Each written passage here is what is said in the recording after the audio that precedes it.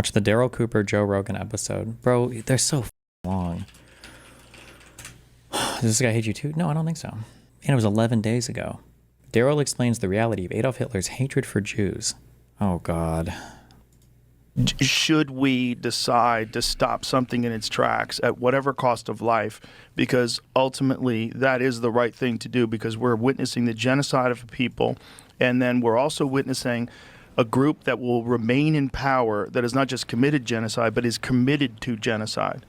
Right. So what we were talking about and all of the points I was bringing up on Tucker were all from before that. In fact, they were from a full year before the German invasion of the Soviet Union. That was June 1941, and that's where most of the Jews lived. They were in, so if Hitler never invaded the Soviet Union, he never even would have had access to those people. Now, Hitler didn't like the Soviet Union, all the way back in Mein Kampf and everywhere else. I mean, it was central to his ideology that communism, socialism were the enemy and everything. He may have invaded the Soviet Union someday and gone after all the Jews when he did. When did Hitler start going after the Jews? You mean in terms of rhetoric?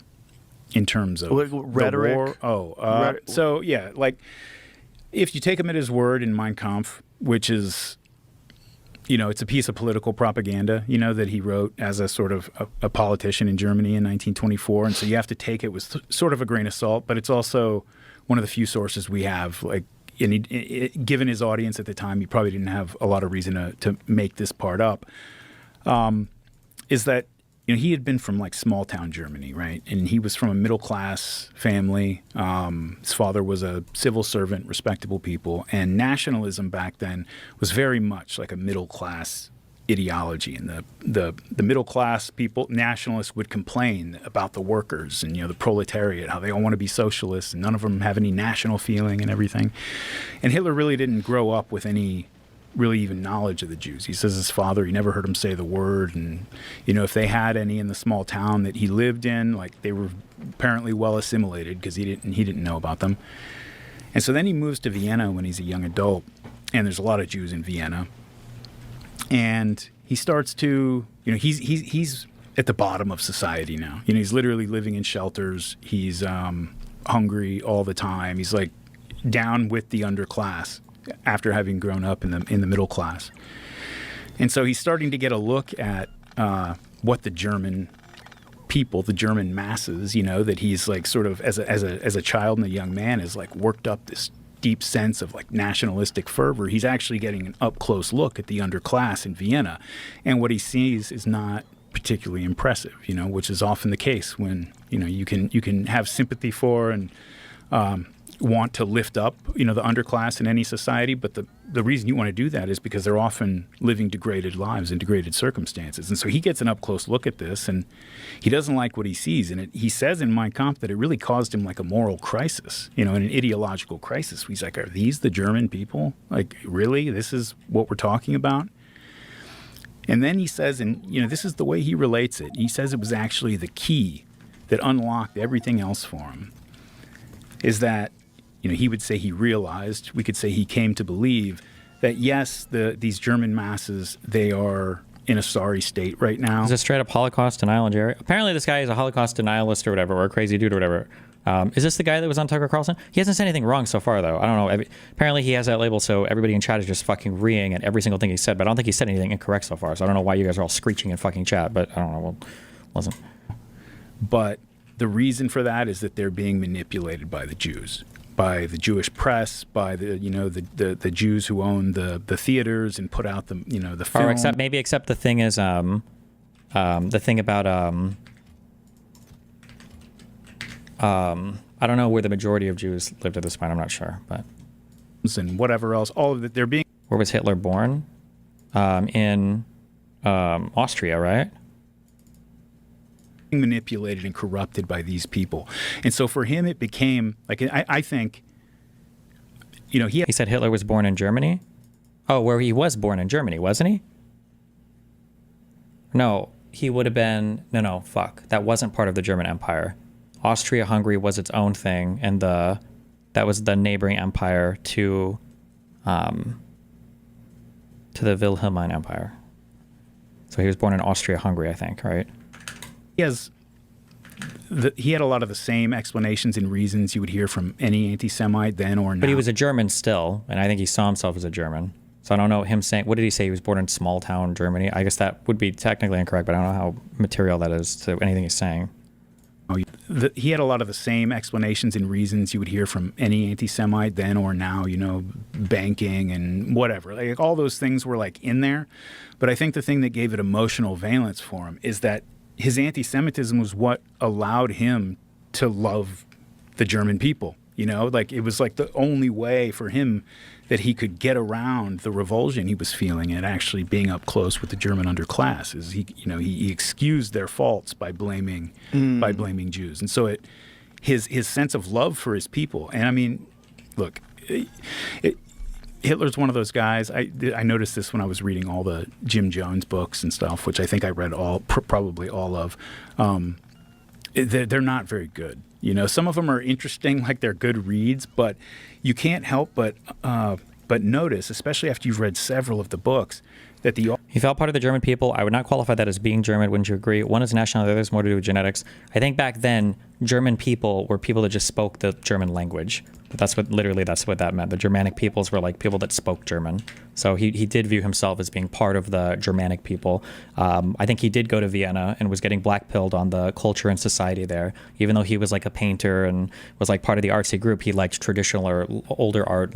I say older, I guess, never mind back then, but like the Wagner and stuff versus like the new kind of hip serialism, whatever the fuck else like the new culture was. Apparently that stab in the back anti-Semitic conspiracy also played quite a bit into him feeling like the Jews were to do with the destruction of German culture, or that was the reason why they lost the war and everything. And then it got further exacerbated after the war and everything. I don't think he said anything super wrong. Vienna's not in Germany and wasn't in Germany, right? And Austria wasn't part of the German Empire, wasn't in Germany, but he viewed himself as part of the German people. Authors just cannot help but be like cynical and turn it into a polemic on every page. Like even the thing Jim Jones or Hitler did as a child, they have like negative editorializing to it and everything. And it's like, it really kind of, it's a lot of them are still good books. You read like the most recent sort of great Hitler biography by Ian Kershaw is a great book. He's a good historian, an excellent writer.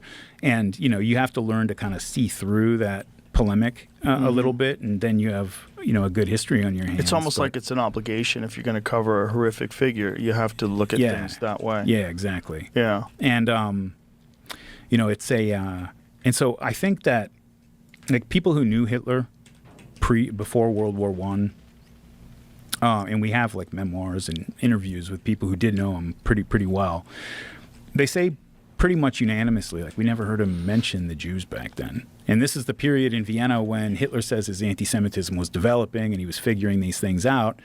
And what I think was probably going on, like my read of it, at least up to this point, is that pre-World War I, anti-Semitic stuff was happening. I don't think much is known about Hitler pre-World War I, but I think it was post-World War I when it like truly was able to take off massively. There was a decent amount of anti-Semitism going around Germany pre-World War I, but it got it became a more mainstream thing, I think, post-World War I. So this probably tracks, I think. His anti-Semitism, just like a lot of people in Europe at the time, was theoretical and abstract. You know what I mean? Like the Jews had never. You got to remember, like the Russian Revolution, all of the things that people like Hitler would associate with the Jews, like none of that stuff had happened yet. Like he might not like them, he might think that whatever, all the stereotypes that go along with it, like them, it's an abstract thing that it wasn't dangerous, right? It's not like Hitler was going and giving big speeches at City Square in Berlin, going on and on and on about how we're going to kill the Jews. And the German people said, right on, like, let's go do it. That was like the speeches that are out there where he is talking about the Jewish question, like almost all of those are like internal Nazi party, like rally speeches, they're not him. He had to be careful about that. Like in 1938, which is pretty far down, almost all of those are like internal Nazi party. Sorry. Anti-Semitism was mainstream in Europe long before World War I.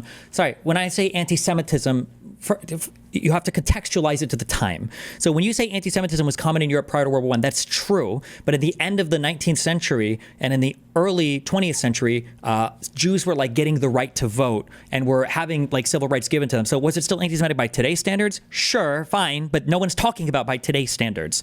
Anti-Semitism, what I'm talking about is the anti-Semitism in terms of like wanting to expel all Jews from society or blaming all the societal ills on the Jewish people. I think it was happening in small part in some ultra-German nationalist parties or in some ultra-far-right parties prior to World War I, but it was like after that big stab in the back myth and then post-World War I when shit started to get fucked in society and then when people started to romanticize Bismarck and the Wilhelmine Empire and everything, when that started happening more, then that also became a much, much bigger thing in terms of like we need to get rid of all the Jews. If you're talking about like anti-Semitism, like, oh, people didn't like Jews, that's all of fucking human history. That's not what I'm talking about.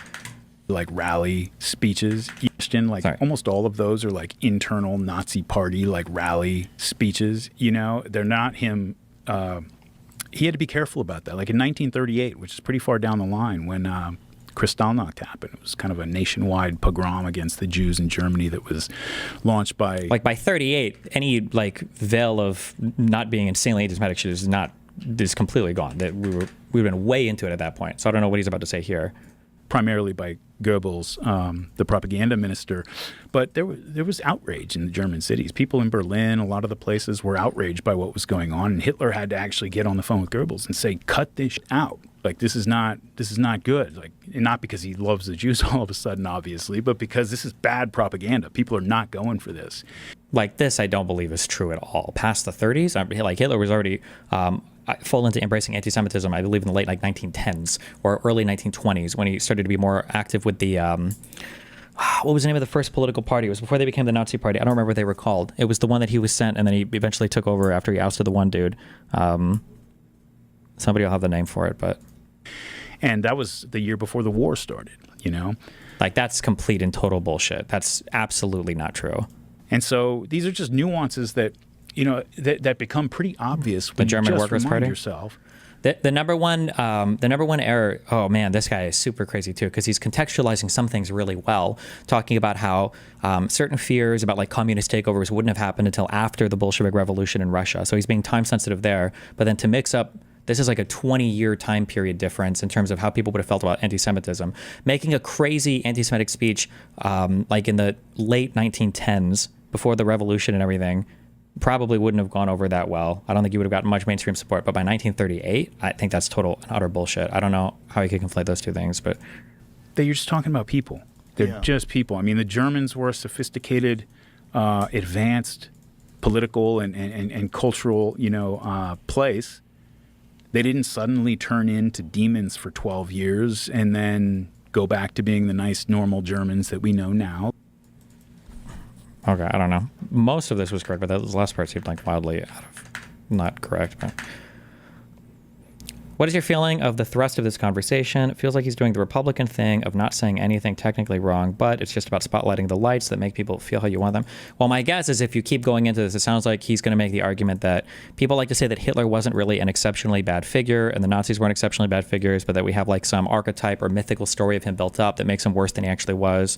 And then you go on to do the whole World War II had a bunch of problems involved with it, with lots of people dying everywhere. The Holocaust wasn't anything exceptional, et cetera, that type of thing. But I don't know. I'd have to listen to the whole episode.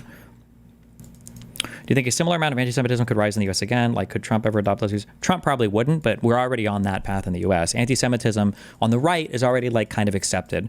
Now, people will point out that major right-wing figures aren't anti-Semitic, which is true, and I don't think they would accept lawmakers being anti-Semitic, but nobody really says anything about it in the Republican Party right now. They say that the anti-Semitism is either fake or they just ignore it, which should be scary to you if you're a Jew. I'm not a Jew, so don't give a fuck. He still cites David Irving as a source, if that tells you anything. Well, I mean, Irving might be correct about some things. I know the main thrust of at least one of his books was really off, but I don't know if all of his work is necessarily discredited. I wouldn't cite anything by him, though. I'd probably just go to the underlying material, but...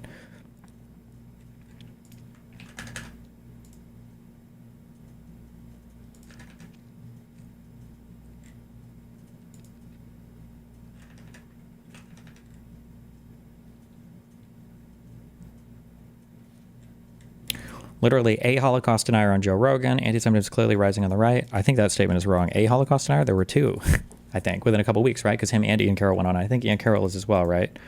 Or you should call them Holocaust revisionists, because they won't deny it. They'll just say the number is 10 times higher than it actually is, I think.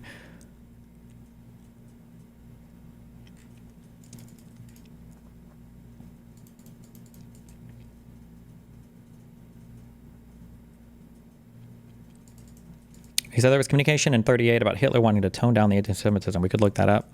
Since I'm reading about it, I'd rather just wait till I get to it in my book rather than trying to like wiki like 1 or 2 lines or something.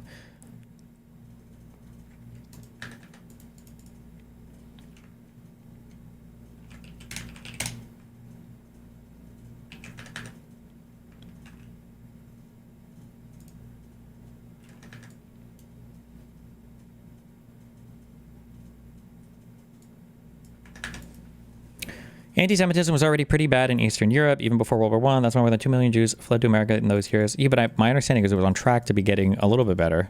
Like, at least in Western Europe. I think that Jews were starting to get rights. No? Maybe in Eastern Europe it was really bad. I know they tried to all flee Russia, at least, but I don't know the numbers of all the countries or anything.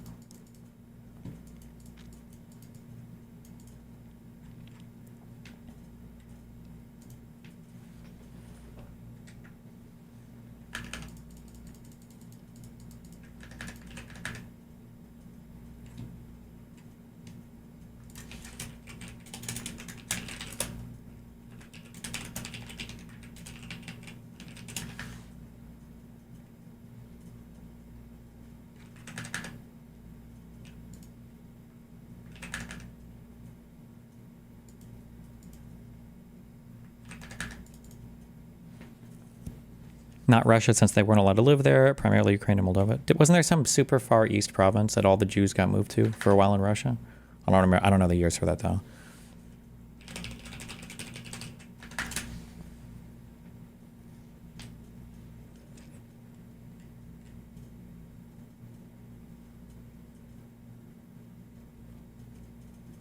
Tim Pool hates Severance. Oh, no. Joe Rogan. I won't be at UFC 315. I don't go to Canada anymore. I'd rather go to Russia. Is that true?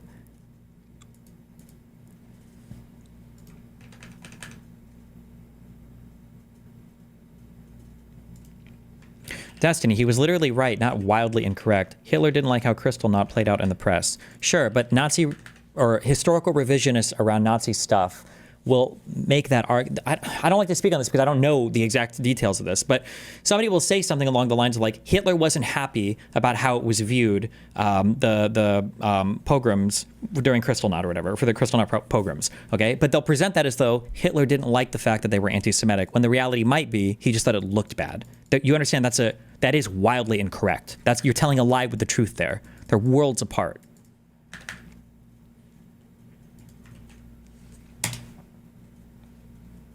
Get me a corner so I can hit my weed vape, J14. That's where I want to sit. Let's go. How can I help you?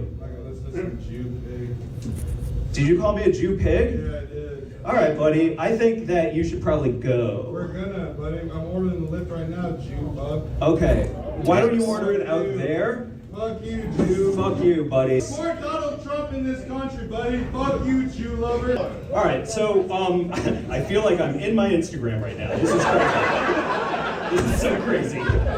Wow, you never see him IRL, and then once you do, you're kind of like, yeah, no, that's about what I thought. But, yeah. Jesus. I don't know. See if Jamie could find it. Jamie. Fucking unbelievable, man. I'm super impressed. Montreal, UFC 315. He said that, though. I agree he's being dishonest, but he said exactly that it was bad propaganda. I don't understand what you're... I don't understand if... I don't know. I'm not even sure, actually. I don't know what you're saying or what you think I'm saying or what you think this conversation is about right now. I have no idea. May 10th. Wow. I won't be there. I don't go to Canada anymore. I don't. No, nor should you. No, discipline 'em. Yeah, I'd rather go to Russia. Yeah, fuck yeah. Yeah, hell yeah. When they become the U.S., you never know. That's never going to happen. That's so crazy to ask them to be the 51st state. I had a conversation with Trump about it. He goes, I started calling him Governor Trudeau just for fun. And a lot of people were saying it's a good idea. Like, maybe it is a good idea. A lot of people say Look at this fucking squeeze, man. Did you ever work with a mental coach, Gordon? No. Seem pretty mentally fucking strong No. I believe that confidence is built in the gym. through training. Yeah, From agree. doing, like, if you hit an armbar 10 times out of 10 times in training, you're pretty confident that it's going to work. But if Correct. you don't hit it in training, why would you be confident? Do you have moments in your past where you had a lapse of concentration and then you realized never do that again? Okay. All right. Is there any more political stuff to watch right now? Any bulwark stuff?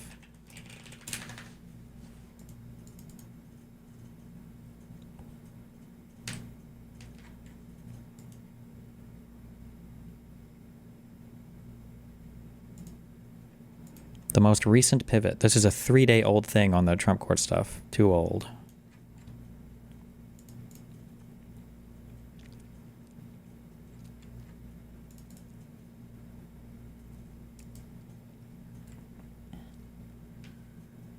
Did you watch the Kyle Kulinski video that Trump will declare martial law on April 20th? Nope.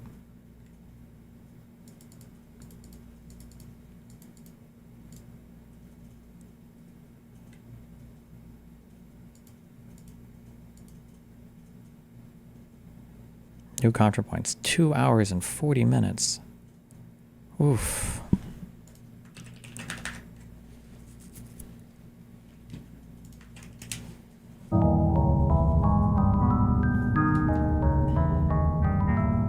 The Bilderberg Group, Atlantis, Serpent DNA. Does the Vatican control the Freemasons? Or do the Freemasons control the Vatican?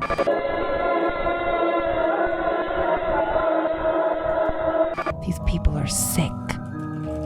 It's a big club, and you ain't in it. Symbolism will be their downfall. Welcome back to Pod Save the Okay, too much aesthetic for me right now.